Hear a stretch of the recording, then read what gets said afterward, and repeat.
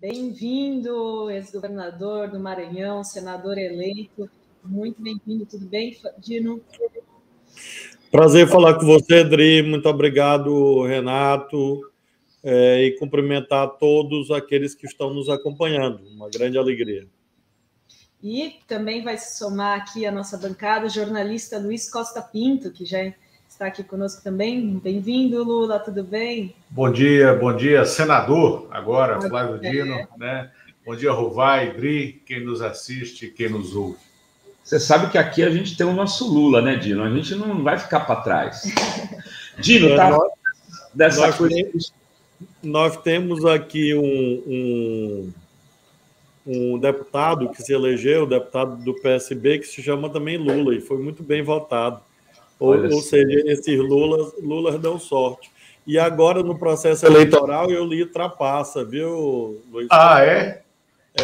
Li o volume, acho que é o volume 2, o que fala do governo Collor, e acho que é o volume 1 é o governo Collor, o impeachment, né? O volume 2 começa com o governo Itamar e termina com o governo Collor. É esse, né? Foi esse, o 2 que eu li. Que prazer, muito obrigado pela leitura. Li e recomendo. E achei muito engenhosa a construção que envolve os bastidores políticos e a coragem de tratar dos afetos. Dos afetos. Para não falar só dos desafetos. Exatamente. Obrigado. E realmente foi uma construção pessoal isso também. Muito obrigado pela leitura, né? Li e recomendo. Que bom. Hoje é dia de elogios aí. O Tarso Genro acabou de postar o meu livro com o Sérgio Amadeu lá, dizendo que leu, adorou. Estamos bem, Lula. Maravilha. Eu estou com essa lacuna. Eu estou com essa lacuna, com essa falha. Não vai fazer falta, não, Dino. Não vai fazer falta. Mas, olha só, deixa eu te falar. É que o Tarso gosta muito dessa coisa de redes e por isso que ele foi ler, eu acho. Eu queria falar um pouco sobre o voto do Nordeste, né? Tem muitas análises rolando aqui, Dino. Eu acabei de pegar uma análise aí, por exemplo, das abstenções, né? Ela se dá a maior nas faixas de renda mais pobres e menos nas faixas de rendas mais ricas. Mas isso é histórico também, né, Dino? Não tem muita diferença. Ela se dá maior nas pequenas cidades do que nas grandes cidades, o que para mim foi uma surpresa. Eu nunca tinha visto uma análise dessa. Ela vai crescendo conforme diminui o número de habitantes nas cidades. Mas o Nordeste entregou, dentro do que se esperava, o prometido para o Lula. Quem deixou de entregar foi aqui, pelas pesquisas, São Paulo, onde dava mais ou menos um empate com vantagem para o Lula. Lula perdeu de 7 pontos, estado de São Paulo. Rio de Janeiro, onde dava empate, deu 10 pontos para o Bolsonaro. Rio Grande do Sul, onde dava uma pequena vitória do Lula, 2, 3%, deu 7, 8% a mais para o Bolsonaro. Enfim, Paraná, onde a vantagem foi muito mais alta do que se esperava. Santa Catarina, onde a vantagem foi... E Minas Gerais, onde o Lula era para ganhar de 12, 15 pontos, ganhou de 5. O que acontece que no Nordeste a gente consegue segurar esse eleitorado popular progressista, Dino?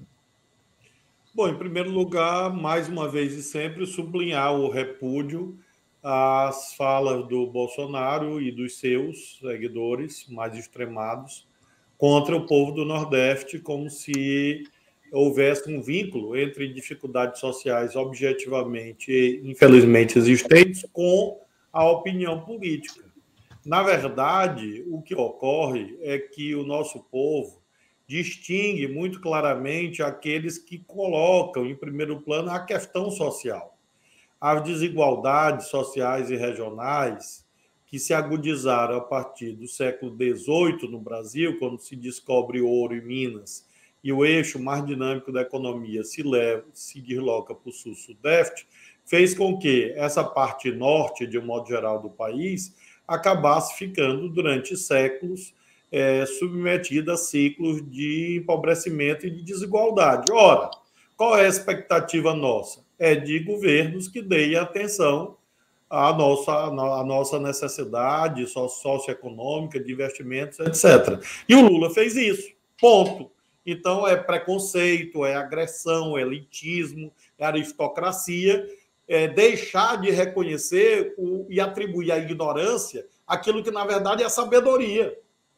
É distinguir aquele que coloca em primeiro plano o combate à desigualdade social e regional. Em segundo lugar, o Bolsonaro não deu nenhuma atenção ao Nordeste. Há alguns eventos práticos que evidenciaram isso. Eu aludo àquela tragédia ambiental das praias do Nordeste. O que foi que o Bolsonaro fez? Nada. Inclusive porque, aí sim, por ignorância, ele não compreendeu que isso afetava, inclusive, postos de trabalho, empregos, porque, para ele, meio ambiente é uma coisa que não tem nenhuma importância. Então, no dicionário dele, não existe essa palavra. Muito que bem, é a ideologia exótica e nociva dele. Além disso, além da questão ambiental, a indústria do turismo sofreu muito duramente naquele período. E o que ele fez? Nada. Quando houve enchente na Bahia, as pessoas morrendo e ele passeando de jet ski em Santa Catarina. E agora quer ter voto? É claro que não vai ter. Não teve e não terá. Principalmente agora, depois dessa declaração preconceituosa, mais uma vez, preconceituosa contra a nossa região. E talvez uma incompreensão também, né, de que os governos do PT, o governo Lula e Dilma, atuaram para reduzir as diferenças sociais na base, na estrutura, com distribuição de renda e criando novas formas de você fixar o nordestino, o sertanejo, na sua região, interromper os fluxos migratórios. Por quê? Porque você tinha alternativas econômicas na própria região. A gente viveu nesse período, sobretudo no governo Lula, no segundo governo Lula, não apenas a permanência do nordestino, do sertanejo na sua terra, mas a volta de famílias que tinham ido para São Paulo, que tinham vindo para Brasília, que tinham ido para o Rio de Janeiro, que decidiram retornar às suas cidades de origem, porque existia um ciclo econômico que permitia, né, esse regresso, né? E aí ele não consegue compreender isso, acha que é distribuição de programas sociais emergenciais, como o auxílio emergencial, em troca de voto, que é uma conexão imediata. Quando o nordestino já tem essa visão consolidada sobre a sua própria vida. É isso? É interessante, Costa Pinto até deve destacar, que até pessoas mesmo do Nordeste acham, equivocadamente, que foi apenas o Bolsa Família que mudou a realidade da população, quando não foi. A maior política social do governo Lula foi o aumento do salário mínimo acima da inflação. Maior distribuição de renda foi essa. Por quê? Porque isso diz respeito a um largo contingente de trabalhadores formais, mas também de aposentados, pensionistas, etc. Foi um extraordinário ganho de renda e, portanto, dinamização da economia local nas cidades, porque com esse ganho de renda, obviamente, há estímulo ao consumo, capacidade de compra do povo, com crédito e etc.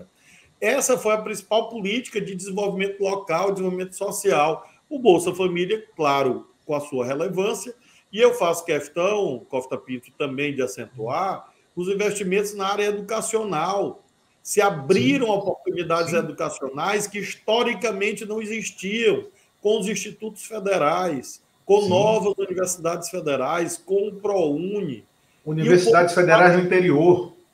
Universidades federais no interior, ampliação de campi das universidades. E o povo lembra, o povo sabe, e eu digo isso, Costa Pinto, não é por constatação ou por uma visão teórica, é constatação empírica. Eu, conversando com o povo do Maranhão, eu estou com esta cor, não é praia nem é bronzeamento artificial, como uns e outros fazem. Eu estou com esta cor, Sol do Maranhão. E aí eu fazia minhas qualis gigantes, que eram minhas reuniões, meus comícios, minhas coisas. Quando eu falava da temática da educação, o povo entendia, o povo aplaudia, as senhoras idosas entendiam que seu filho tinha se formado, que tinha um instituto federal na sua região, coisa que não existia. Então, realmente, era uma política de desenvolvimento regional que combate a desigualdade, é isso que nós queremos que volte. O resto é essa agressividade de gente que não tem o que dizer. O que o Bolsonaro vai apresentar na região Nordeste? Qual a obra que ele começou? Não Nenhuma. Zero obra. Zero. Ele veio no Maranhão, certa vez, inaugurar 5 quilômetros de asfalto. 5.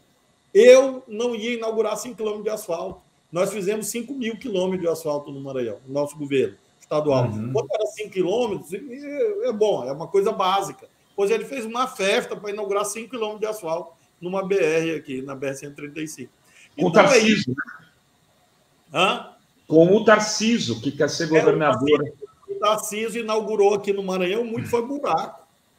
Tem vários buracos de estrada federal que ele inaugurou, buracos imensos, crateras nas estradas federais. Eu fico impressionado como é que em São Paulo tem gente acreditando que o Tarcísio é um grande gestor. Pelo amor de Deus, de onde tiraram essa loucura? Qual a obra que aconteceu? Nada.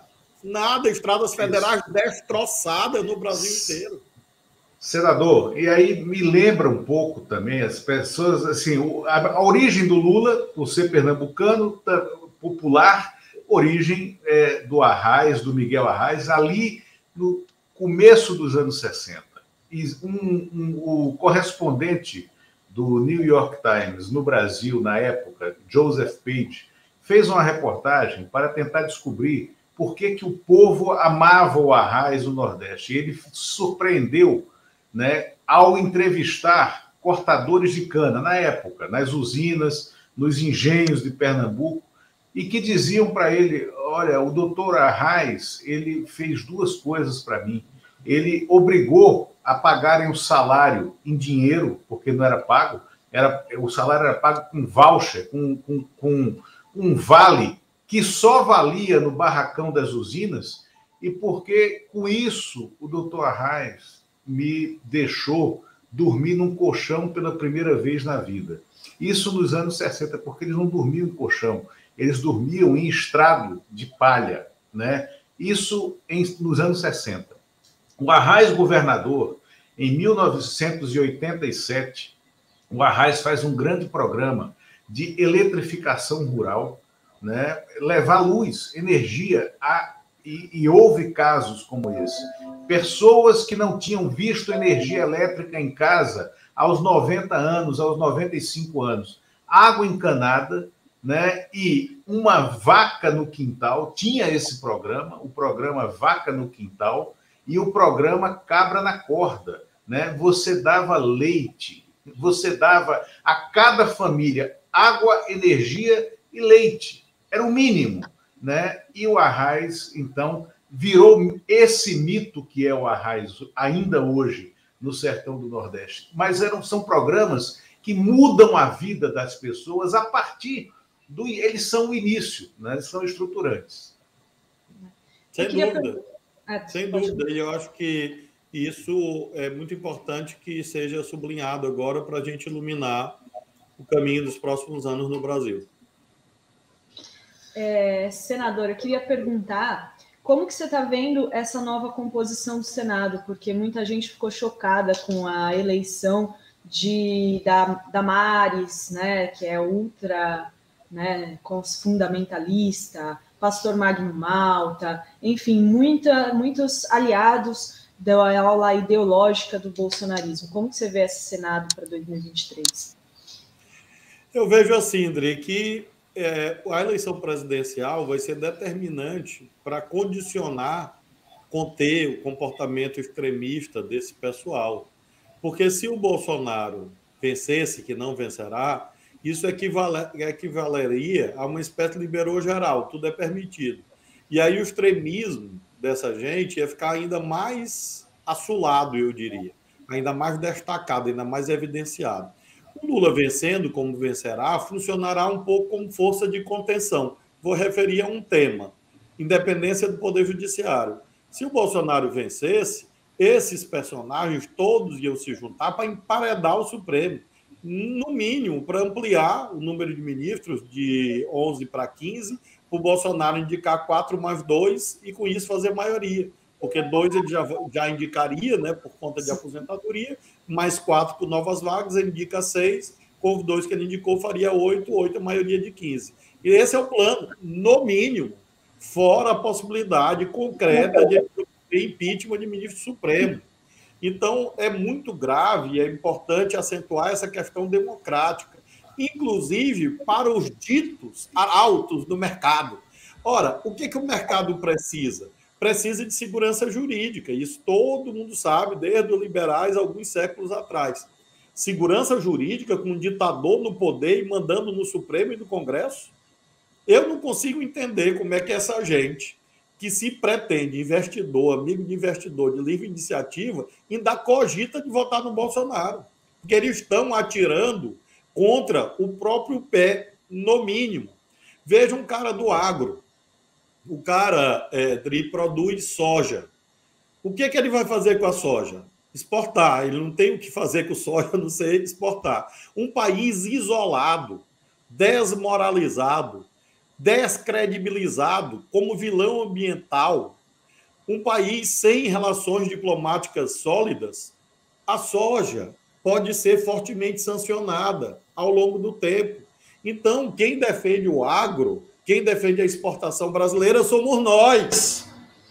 Somos nós que defendemos. Quem defende liberdade religiosa somos nós, porque defendemos liberdade religiosa para todos.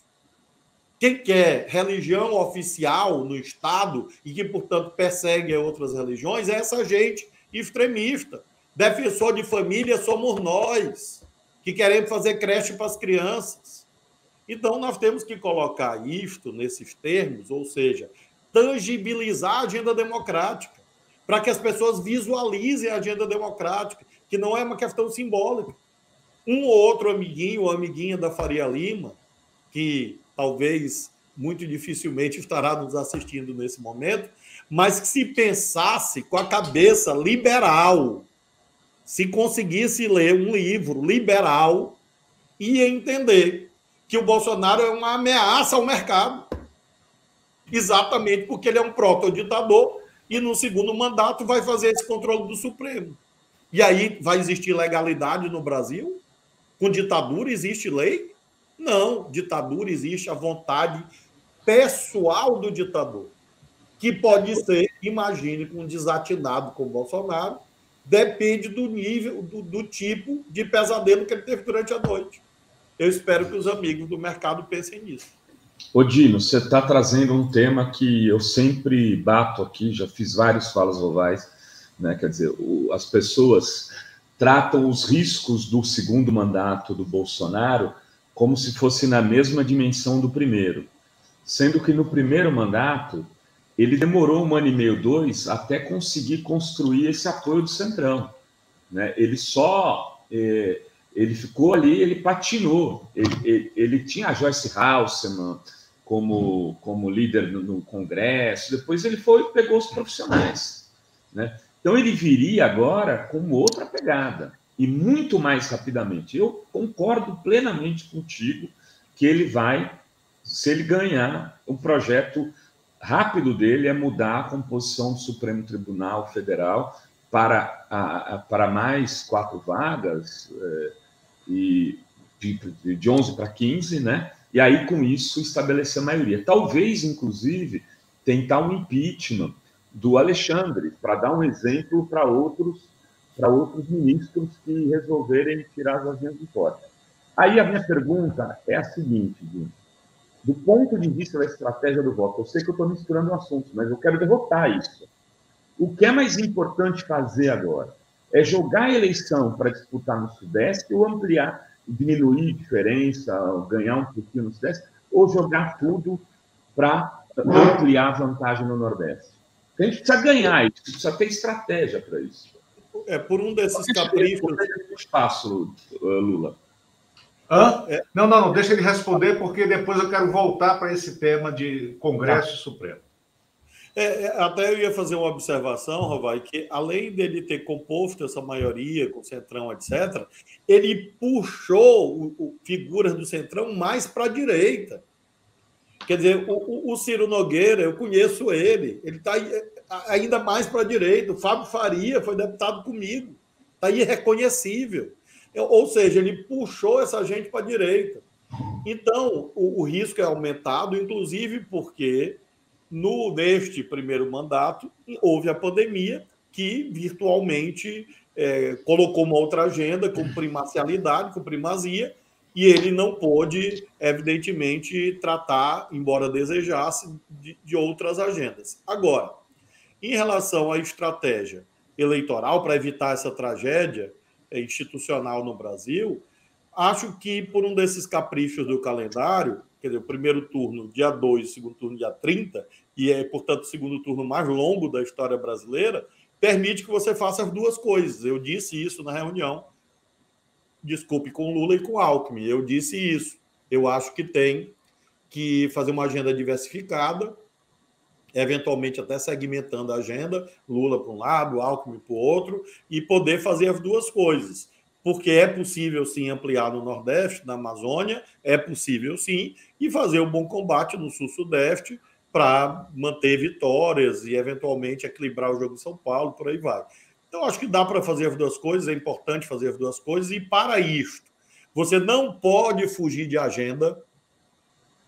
A agenda da liberdade religiosa, a agenda da família, tem que ser enfrentada por uma razão. Ela existe.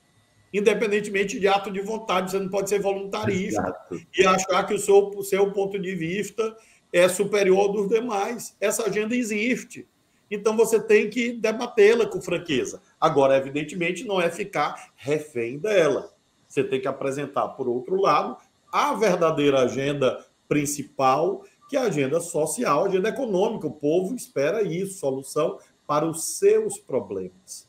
E para isto, Rovai, eu lembro, a gratidão é um vetor do voto, mas ele não é exclusivamente o determinante do voto. É preciso você cuidar do legado, protegê-lo e projetá-lo, porque o nosso legado é muito mais poderoso do que o do Bolsonaro, mas ir além do legado, e além da retrospecção, prospecção. Eleição é emoção, sentimento, entusiasmo, esperança, fé em dias melhores. Então, você tem que fazer... Parece uma resposta óbvia, mas, às vezes, vale a frase do José Martí, que todo mundo que repete uma verdade está dizendo uma novidade. Então, eu estou dizendo uma novidade porque eu estou dizendo uma verdade. Você tem que agir de modo regional, abrangendo todo o país, porque é possível obter votos nas duas, e, para isso, você tem que ter uma agenda que abranja a totalidade dos problemas que constam da cabeça da população, enfrentando o debate eleitoral frente a frente com o Bolsonaro, não só com o legado, mas também mostrando como a nossa agenda é diferente da dele e é melhor do que a dele para a população, e com isso a gente vai ganhar muito, muito bem a eleição. Sim, e me parece que eles compreenderam isso, quer dizer, a coordenação de campanha compreendeu isso, e o Bolsonaro acabou ajudando na questão do Nordeste, porque, ao contrário do que eles pensam, há margem para ampliar a votação do Lula no Nordeste e, sobretudo, para reduzir a votação do Bolsonaro no Nordeste, que será reduzida. Né? A concentração, o Alckmin, eu falei isso aqui na segunda-feira, né, já no programa do Mauro Lopes, cedo, o Alckmin concentrado em São Paulo. Né? E uma energia muito grande em Rio, São Paulo e Minas. Acho que foi muito correta e muito feliz a entrega da coordenação no Rio de Janeiro ao Eduardo Paes, né? Porque é uma figura que amplia nessa busca de voto lá. Agora, eu quero voltar aqui, Rovai, Dri e senador Dino, né? Há uma coisa que você nos falou lá atrás, numa entrevista comigo e com o Eumano Silva que fizemos, né, alertou isso já há alguns meses. Olha, não estamos num Brasil igual àquele de 2002, ou de 2006, ou mesmo de 2010. A gente nunca teve a extrema-direita como antagonista. E isso as urnas revelaram isso, né? Essa migração de personalidades do centro, da centro-direita, mesmo do centro, para essa extrema-direita, é visível, é o que a gente vê, citou, né, dois personagens que são irreconhecíveis, né, do ponto de vista político, o Ciro Nogueira, o Fábio Faria, né, mas há outros dentro do Congresso. Eu vi uma manifestação do Carlos Sampaio também na internet, né? Um negócio assim absurdo. O deputado Carlos Sampaio, do PSDB de São Paulo, ao declarar voto em Bolsonaro, todo o apoio integral ao Bolsonaro, uma loucura. E eu acho que agora a gente está vivendo já, agora, nesta semana, eles energizados por essas votações, uma ousadia brutal, que é esse movimento que ele tem estratégia e tem agenda, esse movimento de criminalizar as pesquisas, esse movimento, né, de criar um vácuo, né, retirando as pesquisas e que está avançando. Vejam bem, hoje mesmo a empresa Quest deixou de registrar a pesquisa semanal da semana que vem deles. Eles não registraram. Não estando registrada agora, eles não cumprirão o calendário normal de divulgação da pesquisa na quarta-feira. A Quest que retardou a divulgação da pesquisa desta semana. Outros institutos, né, estão avaliando a possibilidade de não realizar pesquisas, né, com a frequência com que vinham realizando. Por quê? Porque estão sentindo a pressão, estão com medo, né? E esse medo está autorizado por essa postura absurda que encontrou eco no presidente da Câmara, né, no Arthur Lira, que já disse que vai votar o projeto, talvez na semana que vem, o projeto de criminalização das pesquisas, que é um projeto apresentado pelo Ricardo Barros, né, líder do governo, né? A CPI teve as assinaturas necessárias, suficientes no Senado. O Rodrigo Pacheco, presidente do Senado, ainda não se pronunciou sobre o absurdo que é. E outra coisa, essa maluquice de falar de uma CPI para criar de afogadilho agora, em plena vigência do segundo turno. Eles criaram esse tema, eles foram atropelados pela emergência de outros temas que vieram em sentido contrário, colocados pela campanha do Lula, como foi o surgimento desses vídeos do Bolsonaro assumindo que bate mulher, que já bateu em mulher, do Bolsonaro assumindo que foi convidado para um banquete canibal, a questão da igreja maçônica, da maçonaria e etc. Isso atrapalhou um pouco o foco deles. Mas a ideia deles em relação às pesquisas é criar essa cortina de fumaça nesse momento para criar um vazio, né, até o dia da eleição, um vazio de dados, um vazio estatístico, desnortear e, nesse vazio estatístico, atuar com a compra de voto, através de programas oficiais ou de dinheiro privado de empresários, com a mudança de contextos eleitorais. Eu acho que a gente e aí isso é um microcosmo, isso é um tubo de ensaio do que ele pretende fazer no segundo mandato. Esse é o autocrata em construção. Estou errado? Eu compartilho, Costa Pinto, da tua análise, inclusive agrego aspectos jurídicos, que eu acho muito curioso essa ideia de criminalizar a pesquisa, porque é um crime impossível de ser aferido, a não ser que houvesse a cada dia uma pesquisa e uma eleição, porque você faz a pesquisa e publica hoje, dia 7 de outubro. Ora, só há uma forma de aferir que a pesquisa é falsa, é fazer uma eleição nesse mesmo dia. Porque quando for no dia 30, é claro que é impossível uma pesquisa antecipar a tendência daqui a 2 ou 3 semanas, sendo que tem campanha, debate pelo meio do caminho, declarações, entrevistas e tal. Então é um crime, é uma tipificação penal impossível. E por que esse desvario? Por esses dois aspectos que você mencionou. De um lado, autocracia, ditadura, essa gente odeia a liberdade de expressão, e, por outro lado, o desejo de toldar as águas, porque são pescadores de águas turvas e querem, por exemplo, encobrir o criminoso corte de verbas na educação. Então, em vez de tratar do obscurantismo real, do crime real, que é você tirar dinheiro de universidade, de Instituto Federal, de creche, de combate à violência da mulher, da violência contra a mulher, de farmácia popular, tudo isso que eles cortaram para atender o orçamento secreto. O que fazem os líderes do orçamento secreto, que se lambuzaram com falcatruas, colocam este debate das pesquisas como sendo o mais importante. Viabilidade jurídica, zero viabilidade jurídica, mas serve como confusão dessa gente para tentar exatamente, como você diz, amedrontar, amordaçar, impedir que os institutos trabalhem. E é curioso que esse pessoal volta ao tema do mercado. Esse pessoal que posa de defensor de mercado, querendo fechar a empresa e desempregar a gente. Importante lembrar disso. Exatamente. Eles querem fechar os institutos de pesquisa, etc., e desempregar milhares de pessoas que trabalham.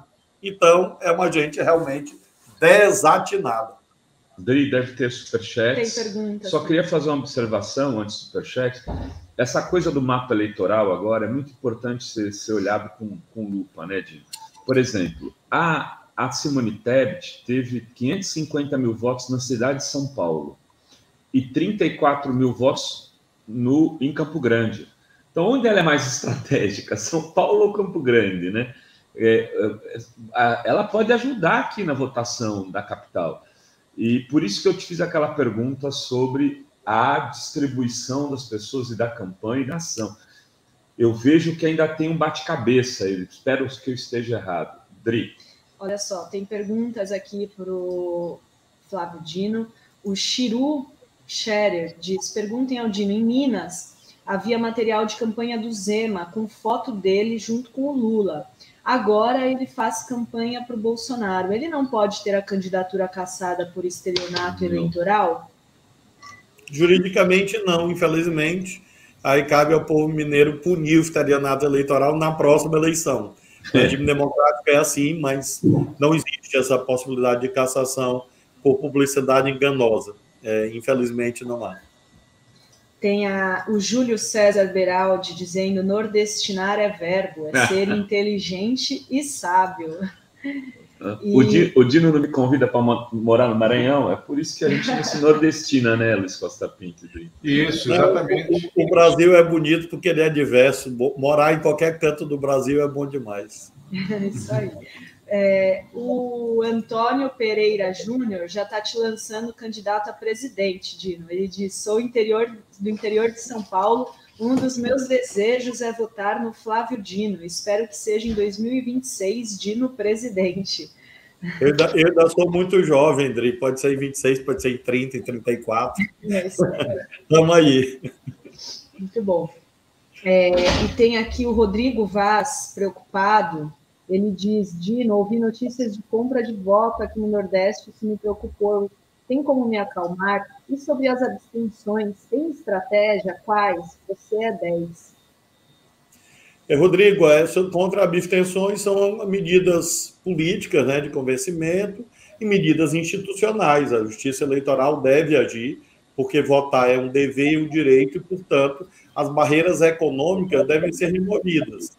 Eu defendo que haja um peticionamento ao TSE para tratar desse assunto. Há caminhos institucionais e nós aqui no Maranhão estamos fazendo essa postulação ao TRE, para que o TRE também oriente os juízes a coordenar transporte, com isso assegurar o direito do povo, independentemente de quem vai votar, se um candidato A, B ou C, mas que as pessoas possam exercer o seu direito, porque é perverso que a pessoa deixe de votar porque ela não tem R$10 para se locomover. E isso, acho que é um tema realmente que a Justiça Eleitoral deve se dedicar com muita atenção, como já se dedicou no primeiro turno, e agora tenho certeza que isso vai se ampliar.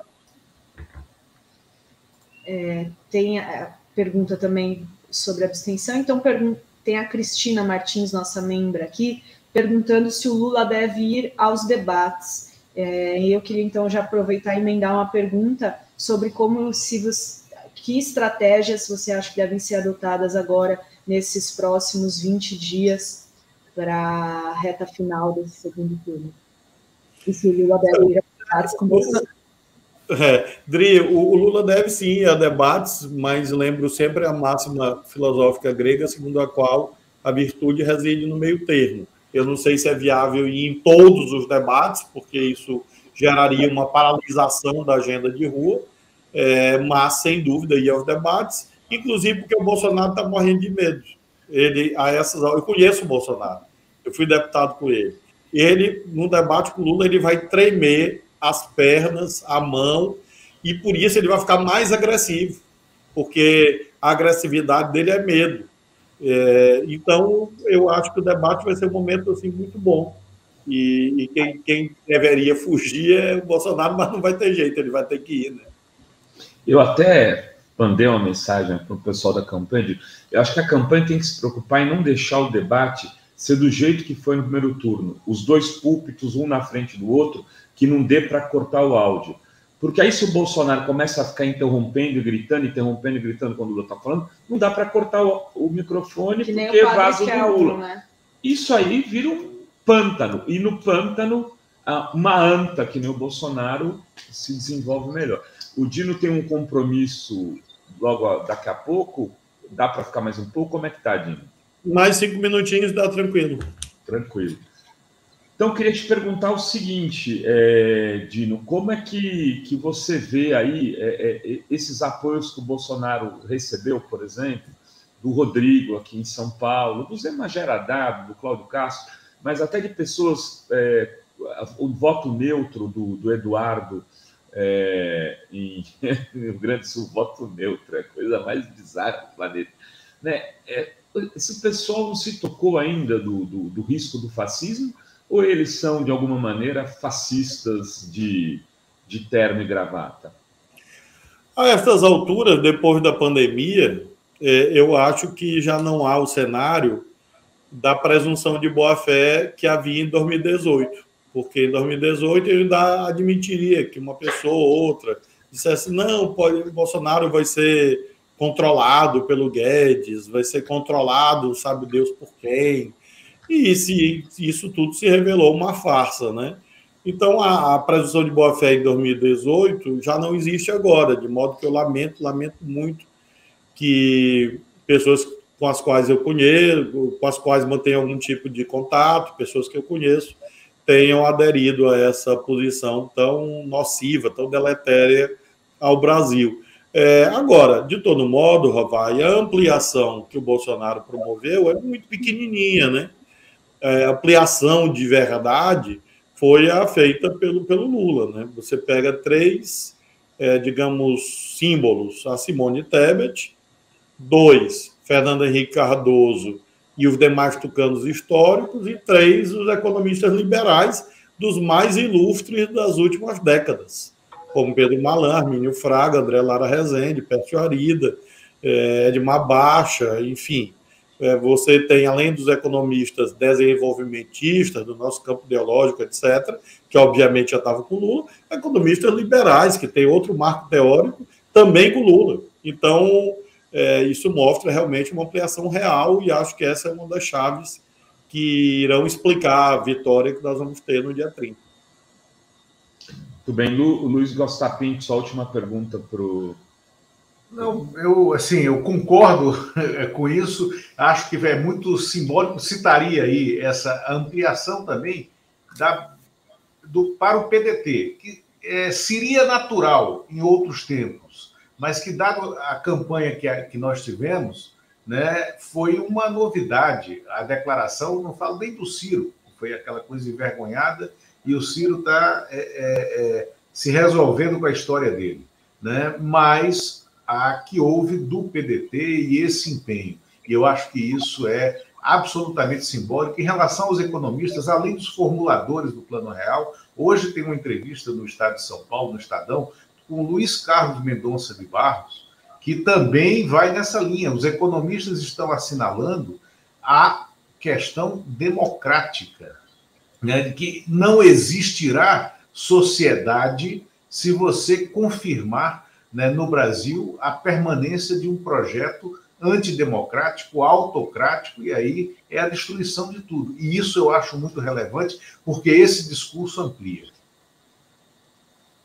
Sem dúvida. Eu acho que, inclusive, é algo coerente com a própria visão liberal, né? Porque, desde sempre, o liberalismo econômico sublinhou que, para haver o chamado, entre aspas, livre jogo das forças de mercado, você precisa de previsibilidade, estabilidade institucional, etc.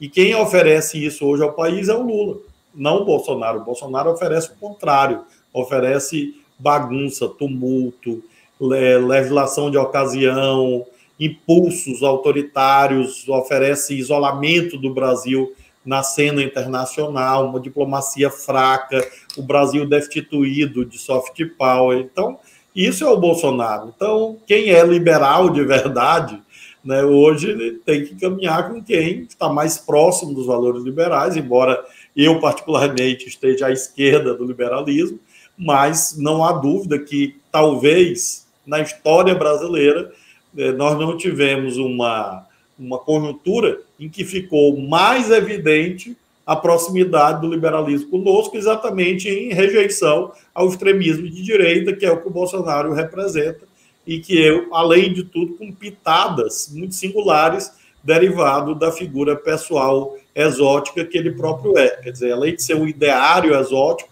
o personagem que o lidera é também exótico. Perfeito. Muito bem, Dino, eu quero te agradecer, você é sempre muito generoso conosco e atendendo rapidamente aos nossos pedidos, te desejar muita força e sorte para a batalha, que é a batalha das batalhas, que é pela ampliação do voto da democracia, do voto popular, do voto do Lula aí no Nordeste brasileiro. É isso, né? É isso. Muito obrigado, pessoal. Prazer. Obrigado, foi um prazer interagir aqui. Grande abraço. Obrigado. E muito em breve, Rovai, quando a gente estiver junto, eu já terei também lido o seu livro, que eu sou um leitor, quanto mais, eu diria que quase compulsivo. Os meus livros são verdadeiros. São verdadeiros. Não são cenográficos, né? Obrigado. Ó, tem o volume 3, então. Abraço. Até logo. Obrigado. Valeu, Dino.